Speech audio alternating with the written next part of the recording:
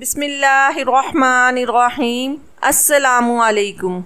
मैं सहरी के वक्त खाना बनाने उठी तो उसी वक्त घर में चोर घुस आया। जब चोर को पकड़ा तो चाची ने सारा इल्जाम मुझ पर लगा दिया कि मेरा इससे अफेयर चल रहा है और मैंने ही इसे घर बुलाया था। अम्मा और अब्बा ने इज्जत के डर से उसी वक्त मुझे उसके साथ निकाह करके रुखसत कर दिया। वो चोर मुझे अपने घर ले आया, लेकिन ये देखकर मेरे पैरों तले से जमीन निकल गई कि उस चोर के घर में तो मेरा नाम फारिया है। मेरा ताल्लुक सूबा पंजाब के शहर लाहौर से है। हमारा लाहौर शहर में 2 मंजिला मकान है। अम्मा अभी शादी करके यहाँ पर आई थी। ये मकान अच्छे वक्तों में अब्बा और चाचा की कमाई से बना है। मेरी अम्मा का इंतकाल मेरी पैदाइश के 5 माह बाद हो गया। मैं 5 माह की थी कि सिलेंडर फटने से अम्मा चल बसी। सवाए नानी के उनकी मौत पे किसी को दुख नहीं हुआ था। वो अपनी बेटी की मौत पर टूट गई थी। नानी का कहना था कि तुम्हारी माँ को तुम्हारे ददियाल वालों ने जानबूझकर मारा है। वो ये भी कहती कि मुझसे बहुत बड़ी गलती हो गई,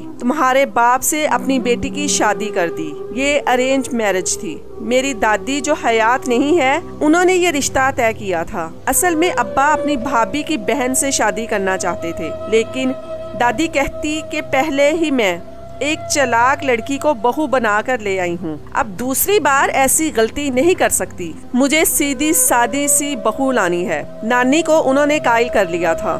नानी माँ ने बताया कि तुम्हारे अब्बा हर वक्त तुम्हारी माँ से लड़ते रहते थे, उस पे हाथ उठाते थे कि तुम जैसी काली मेरे पल्ले बंध गई है। रंग रूप तो अल्लाह ताला की देन है। क्या वो भूल गए थे कि कल को उनकी भी बेटी ऐसी हो सकती है? अम्मा का रंग दबा सा था। वो बहुत भोली सी थी। इन्हें नानी ने जमाने की चालाकियां नहीं सिखाई थी। इन्हें पता नहीं था कि मर्द को कैसे काबू किया जाता है। वो तो अनमोल हीरा थी जिसपे किसी की गलत नजर तक नहीं पड़ी थी। तभी अब्बा को लगता उन जैसे खूबरू मर्द के साथ उनका कोई मैच नहीं। नानी ने बताया था कि अभी तुम्हारी माँ के मरने के बाद उसकी कब्र की मिट्टी गीली थी कि तुम्हारे बाप ने दूसरी शादी कर ली। वो अपनी मनचाही बीवी को ले आया। मोहल्ले वालों ने बातें की, लेकिन अब्बा को किसी की परवाह न थी। मोहल्ले वाले बताते हैं कि तुम्हारी माँ बेचारी इतनी देर चीखती रही, मगर तुम्हारा बाप उसे बचाने नहीं गया। वो तड़प तड़प कर मर गई।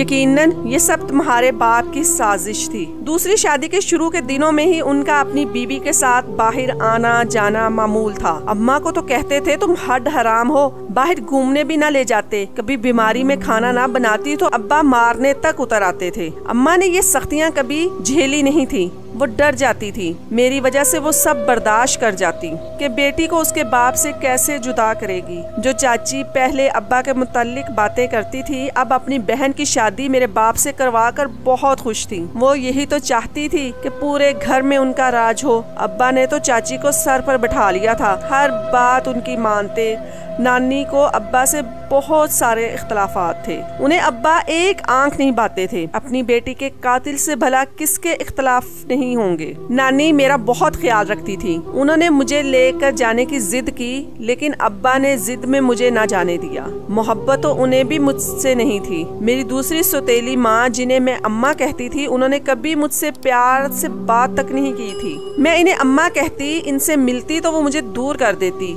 मेरी सब दोस्तों की माएँ थीं। मेरी अम्मा क्यों ऐसी थीं? उन्होंने मेरे साथ हमेशा सुतेलों वाला सलूक किया था। मैं सिर्फ 5 माह की थी जब वो मुझसे जिद लगाए बैठी थी। किसी तरह मुझे घर से निकाल देना चाहती थी, लेकिन अब्बा ने उनकी ये बात नहीं मानी। मैं भूख की वजह से रोती रहती। वो आगे से मुझे 2 लगा देती कि तुम हमेशा खाती रहती हो। हम एक जॉइंट फैमिली सिस्टम में रहते थे। ऊपर वाले पोर्शन में चाची और नीचे हम रहते थे। मेरी चाची जो सौतेली अम्मा की बहन थी, वो अम्मा से भी 2 हाथ आगे निकली। मेरा नाम कहती कि अगर ये ना होती तो तुम राज करती, आज नहीं तो कल इसके खर्चे भी बढ़ेंगे। अब्बा के सामने अम्मा मुझसे फिर भी ठीक से बर्ताव कर लेती। वक्त तेजी से गुजरने लगा। मेरे 2 सौतेले बहन भाई भी इस दुनिया में आ चुके थे। चच्ची का एक बिगड़ा हुआ बेटा अलियान था। मेरे चच्चा काम के सिलसिले में ज्यादातर मुल्क से बाहर रहते थे, मगर चच्ची यहाँ रहती थी। वो साल बाद ही आते थे, कुछ दिन रहते और फिर पलट जाते। चाचा तो पैसे कमाने की मशीन बन गए थे। मेरी सौतेली माँ ने मेरा दाखिला सरकारी और अपने बच्चों का दाखिला एक महंगे स्कूल में करवाया। मैं घरेलू टेंशन की वजह से पढ़ाई में खासी कमजोर थी। सौतेली माँ के बच्चे बड़े स्कूल में पढ़ते थे। अब्बा इनसे हमेशा लाड प्यार करते रहते, मुझसे उखड़े उखड़े रहते थे।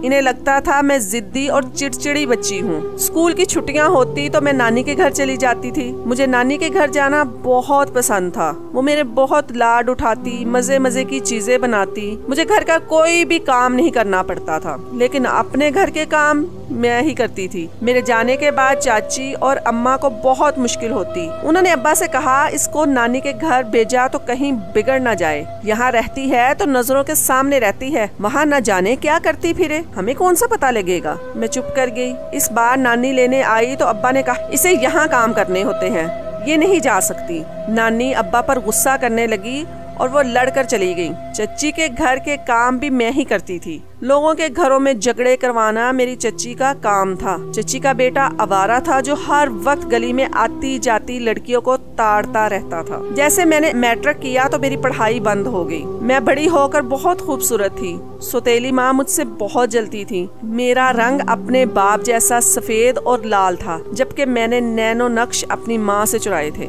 नानी बताती है मेरी माँ इकलौती थी। उन्होंने जितना अरसा मैके गुजारा बहुत अय्याशी से गुजारा। उनकी हर बात नाना और नानी पूरी करते थे, लेकिन मेरी माँ ने असल तकलीफें तो शादी के बाद देखी थी। तभी वालिदैन अपनी बेटी के नसीब से डरते हैं। इन्हें कुछ अब्बा जैसे मर्द भी मिल जाते जो किसी की लड़की को अपना नहीं समझते थे। मोहल्ले की औरतें मुझसे बहुत हमदर्दी करती। मुझे अपनी सौतेली बहन के पुराने कपड़े पहनने को मिलते थे। यूं तो उम्र में वो मुझसे छोटी थी, लेकिन घर के काम न करने की वजह से उसका जिस्म फैल चुका था। वो मुझसे बड़ी लगती थी। मेरे सफेद रंगत और गुलाबी गाल से हमेशा जलती रहती। वो अपने पुराने कपड़े देती जिसका रंग उड़ जाता था, लेकिन फिर भी जिसको अल्लाह इज्जत देता है वो किसी के कहने से कम नहीं हो जाती। अल्लाह ताला ने मुझे खुद से दूर नहीं किया था। मैं नमाज रोजे की पाबंद थी। हर साल माह रमजान में पूरे रोजे रखती। जितनी भी गर्मी होती घर के काम भी करती और नमाज भी पढ़ती। मेरे अलावा घर में कोई नमाज नहीं पढ़ता था। मेरी सौतेली बहन के सर पर दुपट्टा तक नहीं होता। अब्बा को भी परवाह नहीं थी। मुझे तो अब चच्ची के घर काम करते हुए भी दिल में खौफ सा रहता था। चाची का बेटा अजीब नजरों से घूरता था। मोहल्ले में किसी की राय उसके बारे में अच्छी नहीं थी। अब तक बाप की कमाई खाता था। मुझे उसका देखना यूं पसंद नहीं था। मैंने अब्बा को बताना चाहा, लेकिन मुझे यकीन था किसी ने मेरी बात पर यकीन नहीं करना। मुझसे ज्यादा एतबार वो मेरे कजन पर करते थे। मेरी बहन की कई लड़कों से दोस्ती थी, मगर अम्मा अपनी बेटी से कभी नहीं पूछती थी। बस वो खामोश थी। एक रोज चाची रोते हुए रात को अब्बा के पास आई और बोली, भाई साहब आपको पता है अलियान के अब्बा बाहर होते हैं। अभी कुछ लोग आए हैं और अलियान को मार कर गए। उसकी हालत बहुत खराब है। अब्बा जल्दी से उठे और उसे अस्पताल लेकर गए। एक टांग उसकी टूट चुकी थी। उनके भतीजे की ये हालत उनकी करतूतों की वजह से हुई थी। डॉक्टर ने कहा कि टांग ठीक होने में वक्त लगेगा। सुनने में आया था कि वो किसी लड़की को रोज छेड़ता था। तब उसने अपने भाई को बुला लिया और उसके भाई ने अलियान को बहुत मारा। जब अलियान घर आया तो अब्बा ने कहा, तुम अपनी चाची का हाथ बटाने उधर चली जाया करो। अलियान हर वक्त मुझे ताड़ता रहता था। जब अकेले देखता तो अजीब जुमले बोलता था। उसे पूरी छूट थी। पता था कि उस घर में मेरी किसी ने नहीं सुननी तो गीदड़ भी शेर हो जाता है। मैं कोशिश करती उस दरिंदे के सामने ना जाऊं। वो अपनी खसलतों से बाज नहीं आने वाला था। टूटी टांग, इतनी मार और नसीहत के बावजूद भी वो ऐसा था। ऐसे लोगों को तो मर ही जाना चाहिए। एक रोज उसने अपनी माँ से कहा कि आप फारिया की शादी मुझसे कर दें। मैंने दिल में कहा, कौन तुमसे शादी करना चाहेगा। चाची ने खूब हंगामा किया और बोली, तुम्हारी शादी फारिया से नहीं बल्कि उसकी सौतेली बहन से होगी। मैं चुप हो गई और अपने घर आ गई। मैं अल्लाह से दुआ करने लगी कि किसी तरह मेरी इनसे जान छूट जाए, कोई अच्छा रिश्ता आए और मैं यहाँ से चली जाऊँ। मुझे इस दोज़ख से आज़ादी चाहिए थी। मैं रोज अल्लाह से दुआ करती थी। मुझे यकीन था वो मेरी दुआएं जरूर सुनेगा। मैं जब स्कूल जाया करती थी तब एक टीचर से मेरी अच्छी खासी दोस्ती हो गई थी। उनके बेटे से भी मैं खेला करती थी। वो मुझसे बहुत हमदर्दी करती थी, लेकिन उन्होंने अचानक से स्कूल छोड़ दिया था। इसके बाद मेरी किसी से दोस्ती नहीं हो पाई थी और मैंने भी स्कूल छोड़ दिया। अपनी सगी माँ की याद आती तो रात को रोते रोते सो जाती। अल्लाह ने भी जिस जालिम के हाथ में मेरी रस्सी पकड़ा दी थी, जो मुझ पर दिन रात जुल्म करती रहती थी। अब्बा को क्या मेरी परवाह होनी थी? क्या इन्हें मेरा उदास चेहरा नजर नहीं आता था? वो सुबह निकलते थे, रात को घर आते थे, फिर भी अपनी दूसरी बेटी को ही प्यार करते। मेरे सौतेले भाई जमशेद को अब्बा ने पढ़ने के लिए दूसरे शहर भेजा हुआ था। इस बार छुट्टियों में जब घर आया तो उसके साथ लड़की भी थी। सबने पूछा तो उसने बताया कि वो इस लड़की से मोहब्बत करता था, उससे शादी करके उसे यहाँ ले आया है। मैंने अफसोस से अपने भाई और उस लड़की को देखा, जिसको घर से भागने से पहले जरा भी अपने वालिदैन की इज्जत का ख्याल नहीं आया था। ऐसी लड़की की मुआशरे में क्या इज्जत होती है जो घर से भाग कर आई हो? आज नहीं तो कल मेरे भाई के सर से मोहब्बत का भूत उतर जाना था। तब अम्मा ने कहकर इसकी तलाक दिलवा देनी थी। अब्बा भाई पर भड़क उठे कि किसी की बेटी को ब्याह कर ले आए हो, उसे फौरन उसके वालिदैन के घर छोड़ाओ। भाई ने कहा कि बेशक आप हम दोनों को मार दें, मगर मैं इस लड़की को नहीं छोड़ूंगा। पहली बार अब्बा ने अम्मा से ऊंची आवाज में बात की। वो बोले, तुमने लाड प्यार में इसे बिगाड़ दिया है। घर में भी बहुत झगड़ा हुआ। बिला आखिर अम्मा के साथ देने पर भाई को इस शर्त पर घर रखा गया कि वो अपनी बीवी का खर्चा खुद उठाएगा। अब मुझे अपने भाई के साथ उसकी बीवी की भी खिदमत करना पड़ती थी, क्योंकि वो घर का कोई काम ना करती। एक दिन मेरी तबीयत खराब थी, मैं खाना नहीं बना सकी। अब्बा आए तो अम्मा उनके सामने ही मुझे बेइज्जत करने लगी। मैंने कहा भी कि मुझे बुखार है, तब भी वो मेरे हक में एक लफ्ज नहीं बोले। मुझे अच्छे से याद था जब एक बार मेरी सौतेली बहन का हाथ गलती से जरा सा कट गया था, तब अब्बा अम्मा को डांटने लगे थे। आज मेरा दिल खून के आंसू रोता था। एक दिन अब्बा ने कहा कि फारिया का रिश्ता आया है, इसे तैयार कर देना। लेकिन अम्मा तो भड़क उठी कि अभी हमारे पास कौन से इतने पैसे हैं कि हम इसकी शादी कर दें। आजकल चाची और अम्मा के ताल्लुकात भी कुछ ठीक नहीं जा रहे थे। चाची ने अम्मा से मेरी छोटी बहन का रिश्ता मांगा था, जिस पर अम्मा इनकार कर चुकी थी। जो भी था, बहन से मोहब्बत अपनी जगह, लेकिन वो कभी भी अपनी बेटी इस मवाली को नहीं दे सकती थी। तब से वो दोनों बोल नहीं रही थी। अम्मा ने कहा, मैं कभी भी अलियान से अपनी बेटी की शादी नहीं होने दूंगी। जब बात अपनी खूनी रिश्तों पर आती है तब इंसान कितना तड़प जाता है। काश मेरा भी कोई खूनी रिश्ता मुझे यूं सहारा देता, मेरा साहिबान बनता। काश मेरी माँ भी जिंदा होती, वो मुझे यूं रस्वा ना होने देती। माहे रमजान लग चुका था, मैं पूरे रोजे रख रही थी और सारे घर के काम भी करती। आज मैं जैसे ही सहरी बनाने के लिए उठी तो मुझे ऐसे लगा कि कोई दीवार से छलांग लगाकर अंदर आया है। मैंने देखा उसी वक्त घर में चोर घुस आया है। मैंने शोर मचा दिया। सब मेरा शोर सुनकर इकट्ठे हुए। जब चोर को पकड़ा तो चाची ने सारा इल्जाम मुझ पर लगा दिया कि मेरा इससे अफेयर चल रहा है और मैंने ही इसे घर पर बुलाया था। मेरे चच्ची का बेटा जो ठीक हो चुका था वो भी बाहर निकल आया, कहता मेरे सामने इतनी पाकीज़ा बनती थी और अपने यार को घर बुला लिया। मैं चकराते चकराते रह गई, लेकिन उस वक्त हालात ऐसे थे कि वो चोर मेरे सामने खड़ा था। वो जबान से कुछ नहीं बोला। मैं हैरानगी से चाची को देख रही थी। वो चोर तो इनके घर डाका डालने आया था। मैंने रोते हुए अपने अब्बा के पांव पकड़ लिए कि ये सब झूठ है। मैंने कहा, चाची झूठ बोल रही हैं। अम्मा ने उठकर मुझे थप्पड़ मारा कि तूने शादी करनी थी तो मुझे बता देती, यूं अपने आशिक को बुलाकर मोहल्ले में क्यों बदनाम किया। मैं हैरानगी से इन दोनों औरतों को देख रही थी। सही कहते हैं लोग कि औरत ही औरत की दुश्मन होती है। अब्बा ने कहा कि बस फैसला हो गया है, तुम्हारी माँ ठीक कह रही है, सुबह तक ये बात मोहल्ले में फैल जाएगी। अब्बा ने मेरी तरफ देखा भी नहीं और उस चोर से मेरा निकाह करने का फैसला सुना दिया। मैं हैरत से अपने बाप को देख रही थी। मैंने कहा, मैं इस चोर से निकाह नहीं करूंगी, मगर फिर अम्मा अब्बा की इज्जत के डर से उसी वक्त मुझे उसके साथ निकाह करके रुखसत कर दिया गया। ये कैसी रुखसती थी कि कोई दरवाजे तक भी छोड़ने नहीं आया, किसी की आंख में आंसू भी नहीं थे। मैं तो अभी तक सन्नाटे में थी कि यूं मुझे घर से निकाला जाएगा। चाची ने मेरे साथ बहुत बुरा किया। अम्मा ने भी उनका भरपूर साथ दिया था, पर इस चोर को तो मौका मिल गया था कि उसे एक लड़की जो मिल गई थी, पहले दिल किया भाग जाऊं, फिर भागकर मैं कहां जाती, इसलिए शौहर के साथ जाने का फैसला किया। मैंने नानी का नंबर इतनी बार डायल करने की कोशिश की, लेकिन नानी मेरा फोन नहीं उठा रही थी। मेरे दिल में बहुत सारे खदशात थे कि क्या अब ये चोर मुझे अपने घर लेकर जाएगा या फिर कहीं और। क्या अब मैं एक चोर की कमाई पर पेट पालूंगी।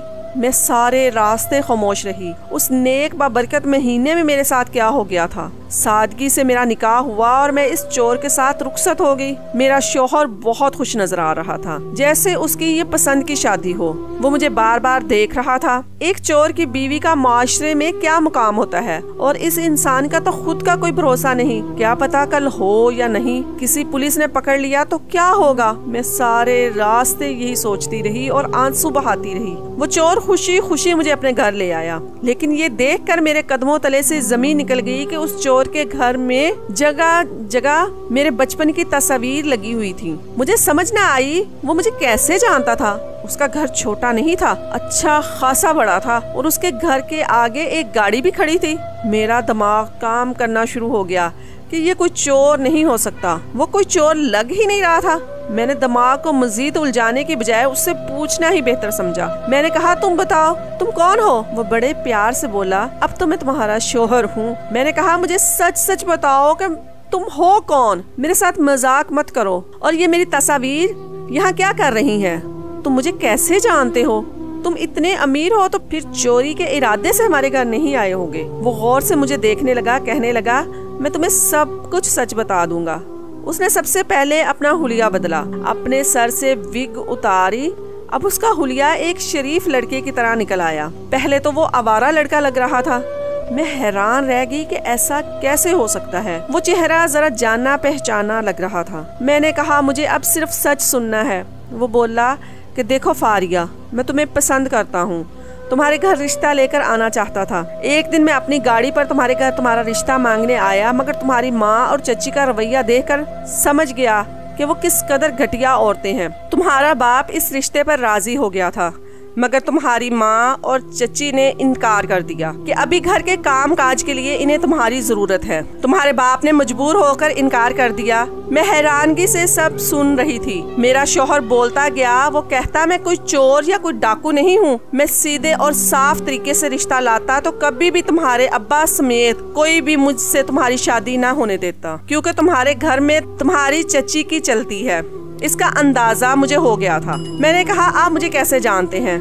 तब वो मुस्कुराया। बिलाशुबा वो हसीन मर्द था, वो मेरे नसीब में कैसे लिखा जा सकता है। वो कहने लगा, याद करो, तुम्हारा एक बचपन में दोस्त हुआ करता था। मैंने हैरानगी से देखा कि वो मेरी स्कूल वाली टीचर का बेटा था। मैंने निकाह के वक्त क्यों ना सोचा, शायद मुझे उम्मीद नहीं थी। मैंने पूछा कि टीचर किधर है। तब मेरे शौहर ने बताया कि उनका इंतकाल हो गया है। वो अपने माँ बाप के साथ बाहर चले गए थे। वो मुझे कभी नहीं भूले थे। वो बचपन से ही मुझे पसंद करते थे। उन्हें मेरे बारे में सब पता था। मैंने बचपन में ही अपनी टीचर को सब बताया था कि कैसे मेरी सौतेली माँ और चची मुझ पर जुल्म और सितम करती हैं। वो कहने लगा, मामा ने तो तभी इरादा बना लिया था कि वो तुम्हें अपनी बहू बनाएगी, मगर बाबा के बिजनेस की वजह से हमें दूसरे मुल्क जाना पड़ा और फिर मामा की तबीयत खराब रहने लगी। हमने उनका हर जगह इलाज करवाया, लेकिन वो साल बाद ही मर गई। मरते वक्त उन्होंने मुझे हुक्म दिया था कि मैं पाकिस्तान जाकर किसी भी तरह से फारिया से शादी करूं, और फिर उनकी डेथ हो गई। मैं रोने लगी। उन्होंने कितनी मुश्किलें देखी थी। मेरी टीचर ऐसी ही थी, अपनी तकलीफ भूलकर दूसरों की मदद करती थी। मेरे शौहर का कहना था कि मैं उस दिन तुमसे मिलने आया था ताकि तुम्हें सारी बात बता सकूं, मगर तुम्हारे घर वालों ने मुझे पकड़कर मेरा काम बिल्कुल आसान कर दिया और खुद ही तुम्हारा निकाह मेरे साथ कर दिया। मेरे शौहर का कहना था कि अब तुम्हें मजीद किसी तकलीफ से नहीं गुजरने दूंगा। वो मुझे खुश रखने की हर मुमकिन कोशिश करते थे। उनकी मोहब्बत का मुझे यकीन आ चुका था। हमारी नई जिंदगी का आगाज हो गया था। मैंने इतनी पुरसुकून जिंदगी पहले नहीं जी थी। मेरे शौहर ने मुझे कहा कि मुझे किसी काम की जरूरत नहीं है। घर में सब काम नौकर ही करते थे। तुम इस घर की मलका हो। महंगे से महंगा सूट लाकर मेरी अलमारी की जीनत बना दिया था। वो एक बड़ी सी कंपनी के मालिक थे। मेरे शौहर ने कहा कि अब से तुम अपनी पढ़ाई प्राइवेट दोबारा शुरू करो। मेरे अंदर ख्वाहिश थी कि मैं मजीद पढ़ूं, जो अल्लाह ताला ने पूरी कर दी। मैं कितनी खुश नसीब थी। मैंने अल्लाह का शुक्र अदा किया कि उसने मेरे साथ कुछ बुरा नहीं होने दिया। मेरे हर कदम पर मेरा साथ दिया। मैं उस रब का क्यों ना शुक्र बजा लाती। मैं अपने शौहर को लेकर अपनी नानी के घर भी गई। वो मुझे यूं गाड़ी से उतरता किसी के साथ आता देखकर हैरान रह गई। पूछने लगी, ये कौन है? मैंने कहा, नानी, ये मेरे शौहर हैं। फिर मैंने उन्हें सारी बात बता दी। मैंने कहा कि मैं आपको फोन करती रही, लेकिन आपने फोन ना उठाया। तब वो बोली, मेरा फोन खराब था। वो मेरे शौहर की आओ भक्त करने लगी। वापसी पर मेरे शौहर ने बेहद इसरार करके कहा कि हम नानी को साथ लेकर जाएंगे। मुझे बिजनेस की वजह से दूसरे शहर जाना पड़ता है, तब ये तुम्हारे साथ रहेंगी, मुझे भी सहारा रहेगा। मैं भी मान गई। मुझे भी अपनी नानी के साथ रहना बहुत पसंद था। नानी भी मेरी खुशी के लिए मेरे साथ मेरे पास रहने लगी। मुझे अपनी पहले वाली जिंदगी को याद करके बहुत दुख होता है, मगर मेरे शौहर ने कहा कि तुम अब रोया मत करो, तुम्हारे साथ जिसने भी जुल्म किया तुम सब अल्लाह ताला पर छोड़ दो, वो इन सब से हिसाब लेगा। मैं भी अपने शौहर की बात मानकर अपनी नई और खूबसूरत जिंदगी में मसरूफ हो गई हूँ। आज मेरे शौहर ने दुनिया की सब आसाइशें मेरे कदमों में लाकर रख दी हैं। मुझे इतना प्यार दिया कि जिसका मैंने कभी सोचा भी नहीं था, और मैं हर नमाज के बाद अल्लाह ताला का शुक्र अदा करती रहती हूँ।